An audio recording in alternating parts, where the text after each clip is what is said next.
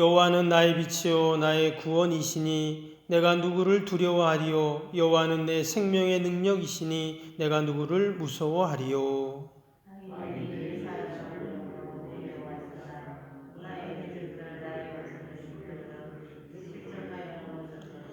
군대가 나를 대적하여 진칠지라도 내 마음이 두렵지 아니하며 전쟁이 일어나 나를 치려할지라도 나는 여전히 태연하리로다.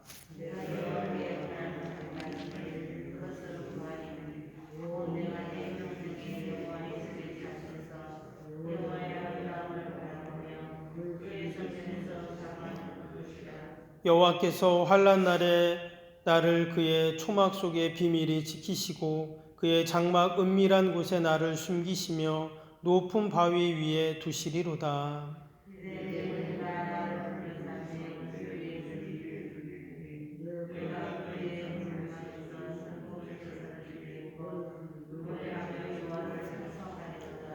여호와여 내가 소리내어 부르짖을 때 들으시고 또한 나를 긍휼히 여기사 응답하소서.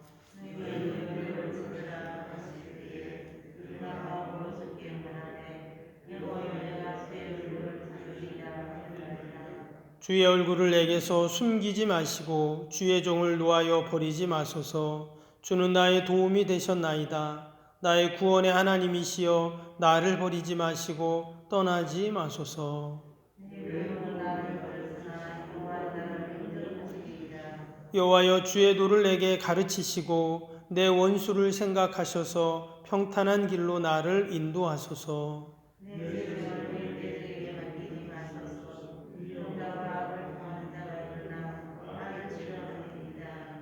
내가 산자의 땅에서 여호와의 선하심을 보게 될 줄 확실히 믿었도다. 너는 여호와를 기다릴지어다. 강하고 담대하며 여호와를 기다릴지어다. 아멘. 오늘 시편 27편은요. 전편인 25편 또 26편과 함께 다윗의 대표적인 비탄 시입니다. 배경은 정확히 알려져 있지 않지만 절대절명의 전쟁을 앞에 두고 다윗이 하나님께 기도하는 그런 내용입니다. 오늘 3절에 보면 그런 말씀이 나오죠. 3절 한번 보시면 군대가 나를 대적하여 진칠지라도 내 마음이 두렵지 아니하며 전쟁이 일어나 나를 치려할지라도 나는 여전히 태연하리로다. 말 그대로 지금 큰 전쟁이 일어나기 직전입니다. 그런데 지금 다윗이 뭐라고 합니까? 두렵지 않다. 도리어 태연하다. 이런 고백을 하고 있습니다. 여러분 예나 지금이나 전쟁은 결코 태연할 수 없는 그러한 일이죠. 지난주였나요? 북한에서 저기 동해상에 대륙간 탄도미사일을 또 2발을 발사했다는 기사를 보았습니다. 요즘에 코로나 때문에 사람들이 하도 정신이 없으니까 뭐 쏘든 말든 뭐 별로 이렇게 관심이 없는 듯 보입니다. 근데 여러분 만약에 그 미사일을 바다로 쏜 게 아니라 저기 포항 빼고요. 저쪽 서울이나 뭐 대전이나 여러분 이런 데로 만약에 미사일을 쐈다면 어떻게 될까요? 예, 정말 난리 나겠죠. 아마 모든 게 마비가 될 겁니다. 상상할 수도 없는 그런 일들이 분명히 일어나겠죠. 근데 인류의 역사를 보면 얼마 전까지만 해도 그랬습니다. 1차 세계대전 제가 자료를 보니까 당시에 전쟁에 참여한 인구 수가요. 지금 지구의 인구의 3분의 2가 전쟁에 참여했다고 해요. 수많은 사람들이 죽고 부상을 당했겠죠. 그럼 2차 세계대전은 어떤가? 그거보다 몇 배는 더 많은 희생자와 사상자, 피해가 있었다고 합니다. 근데 대부분 전쟁이 일어나면 총에 맞아 죽은 사람보다 기아와 질병으로 죽은 사람들이 대부분이라고 해요. 여러분 고대 사회의 전쟁은 어떨까요? 지금보다 더하면 더했지 덜하지는 않을 것입니다. 다윗은 지금으로부터 3000년 전 사람입니다. 때문에 당시의 전쟁은 지금 전쟁과는 사뭇 달랐어요.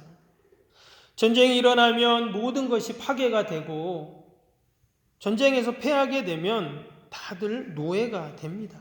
때문에 고대 사회의 전쟁은 너무나도 무섭고 두려운 그러한 일이었습니다. 오늘 3절에 이런 전쟁을 앞에 두고 다윗은 그러나 두렵지 않다 이렇게 고백을 합니다. 어떻게 그는 두렵지 않았는가?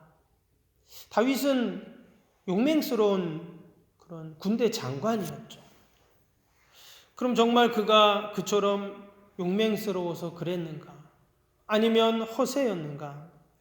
실제로 성경을 보면 다윗은 수많은 전쟁을 치르게 되는데 그 많은 전쟁들을 다 승리를 하게 됩니다. 그러나 그도 여전히 전쟁은 부담스럽고 전쟁은 피하고 싶었을 것입니다. 당시의 상황을 오늘 2절에 보니까 2절 앞부분에 뭐라고 합니까? 악인들이 내 살을 먹으려고 내게로 왔다 이렇게 이야기했습니다. 마치 맹수가 먹잇감을 찾아 헤매다가 그 먹잇감을 찾았을 때 뜯어 먹으려고 달려오듯이 악인들이 그렇게 자신에게 달려왔다 하는 것입니다. 6절에 보면 원수들이 나를 둘러쌌다 이렇게 말하기도 하고요. 12절에 보면 내 생명을 내 대적에게 맡기지 마소서 위증자와 악을 토하는 자가 일어나 나를 치려 함이니이다. 지금 온통 그를 죽이려고 하는, 넘어뜨리려고 하는, 또 어렵게 만드는 그러한 상황들을 소개합니다. 정말 전쟁이라면 일촉즉발의 그러한 상황이죠. 결코 태어날 수 없는 그러한 상황입니다. 그럼에도 불구하고 다윗은 어떻게 이처럼 담대하고 평안을 유지할 수 있었는가? 오늘 6절을 보겠습니다. 6절을 보면 이제 내 머리가 나를 둘러싼 내 원수 위에 들리리니 내가 그 장막에서 즐거운 제사를 드리겠고 노래하며 여호와를 찬송하리로다. 그가 지금 노래하고 찬송한다 이런 이야기를 하게 됩니다. 여러분 어떻게 그가 이처럼 전쟁을 앞에 두고 또 평안하다 이야기하고 또 노래하고 찬송을 할 수 있는가? 그것은 오직 그가 전쟁에 능하신 하나님을 의지하고 붙잡았기 때문에 가능했는 줄로 믿습니다. 말씀처럼 이제 내 머리가 나를 둘러싼 내 원수 위에 들린다. 이 말은 승리를 선포하는 또 확신하는 그러한 고백이죠. 우리가 24편에서 그 법궤가 다윗성으로 들어올 때 다윗이 감격하며 하나님 앞에 찬양했던 그런 내용들을 보았습니다. 문들아 머리들아라 영광의 문들아 들릴지어다 영광의 왕이 들어오시다 하면서 하나님을 찬양하고 또 하나님의 승리를 선포했던 우리가 지난 수요 예배 때도 보았지만 만군의 여호와 체오바트의 하나님을 찬양하는 그러한 내용들을 우리가 보았습니다. 전쟁이 끝난 것이 아닙니다. 이제 시작이 됩니다. 그러나 그가 염려하고 두려워하고 불안해하는 것이 아니라 하나님을 의지하고 하나님 붙잡고 나아가니까 이처럼 이미 승리를 선포하는 모습입니다. 우리가 오늘 하루도 시작을 해야 되는데 하루를 어떻게 살아야 하는가? 다들 지금의 상황이 전쟁과 같다 이렇게 지금 표현을 하잖아요. 바이러스와의 전쟁, 또 아이들은 입시 전쟁, 또 취업 전쟁, 또 우리가 처한 곳에서 또 일터에서 어찌 보면 우리는 눈에 보이는 또 보이지 않는 전쟁을 다 치르고 있습니다. 어떤 분은 삶이 전쟁이다라고도 말을 합니다. 우리가 어떻게 이 모든 전쟁 가운데 이처럼 다윗처럼 승리를 선포할 수 있는가? 오늘 말씀을 보니까요. 모든 전쟁을 승리로 이끌어 주시는 하나님이 어떤 하나님이신가? 1절을 보겠습니다. 1절을 보면 여호와는 나의 빛이요 나의 구원이시니 내가 누구를 두려워하리요. 여호와는 내 생명의 능력이시니 내가 누구를 무서워하리요. 하나님은 내 생명의 능력이 되십니다. 내가 살고 죽는 것이 나에게 달려있는 것이 아니라 하나님께 달려있다는 것이죠. 여러분, 세상에 내가 태어나야지 하고 태어난 사람이 있습니까? 또 내가 죽어야지 해서 죽을 수 있는 것도 아니죠. 우리의 생명은 오직 하나님께 달려있는 줄로 믿습니다. 그래서 우리 성도들은 내 생명을 하나님이 주셨음을 믿고 늘 천국을 소망하면서 마지막까지 최선을 다해서 우리가 살아야 할 줄로 믿습니다. 성경의 다윗처럼 죽음의 고비를 많이 넘긴 사람도 없습니다. 그런데 그는 결코 죽지 않죠. 다 끝난 것 같지만 절대 안 끝납니다. 그리고 결국 다윗의 마지막은 어떻게 죽는가? 그는 하나님 품에 안겨 죽습니다.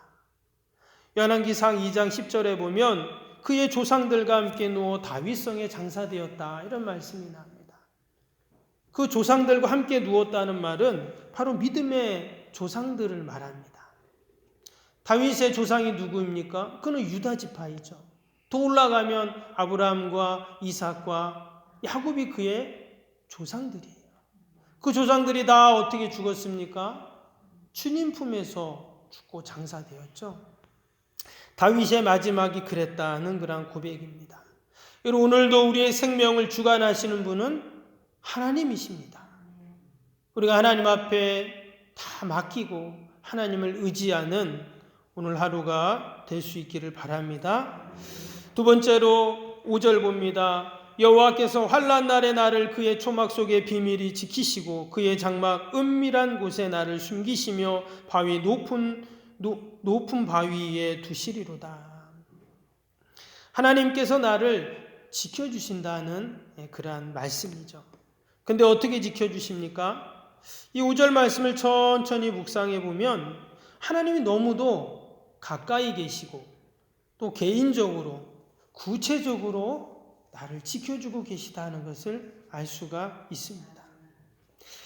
다윗의 인생을 보면 정말 하나님께 그가 기도한 대로 하나님이 그의 삶을 인도해 가셨습니다.